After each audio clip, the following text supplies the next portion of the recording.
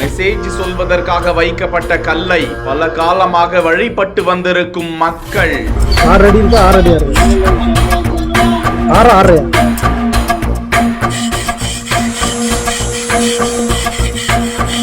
பெருங்கல்லை தேய்க்க தேய்க்க வெளியே தெரியும் கிபி 13ஆம் நூற்றாண்டை சேர்ந்த பொக்கிஷம்.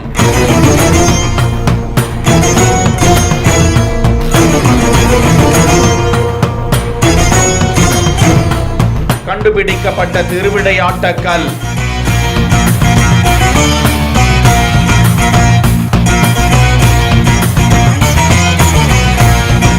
மதுரை மாவட்டம் ஒத்தக்கடை யானைமலையின் பின்பகுதியில் அமைந்திருக்கிறது கொடிக்குளம் கிராமம். அங்குதான் கிபி 13ஆம் நூற்றாண்டை சேர்ந்த பாண்டியர்கள் கால திருவிளையாட்டக்கல் கண்டறியப்பட்டிருக்கிறது.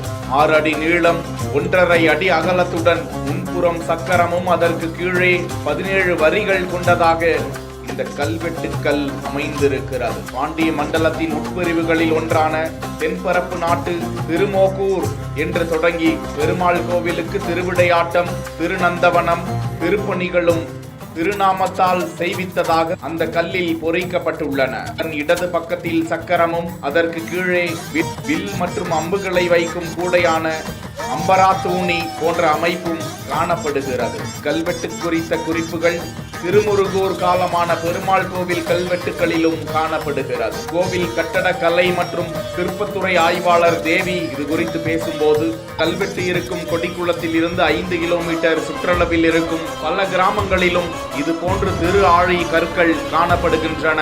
அதில் 5 அடிக்கும் மேற்பட்ட திரு ஆழிக்கல் சோழபுரத்திலும் மலையாளத்தான் பட்டியிலும் இருப்பது பெருமாள் கோவிலுக்கு கொடுக்கப்பட்ட நிலத்தின் எல்லைகளை குறிப்பதாக தெரிகிறது என்றும், இது போன்று திரு ஆழி கற்கள் மதுரையில் கப்பலூர் அந்தநேரி, சின்ன இலந்தை குளம், பெருமாள்பட்டி, அருவிமலை, கல்லங்காடு, கருங்காலக்குடி உள்ளிட்ட பகுதிகளிலும் காணப்படுவதாக கூறினார்.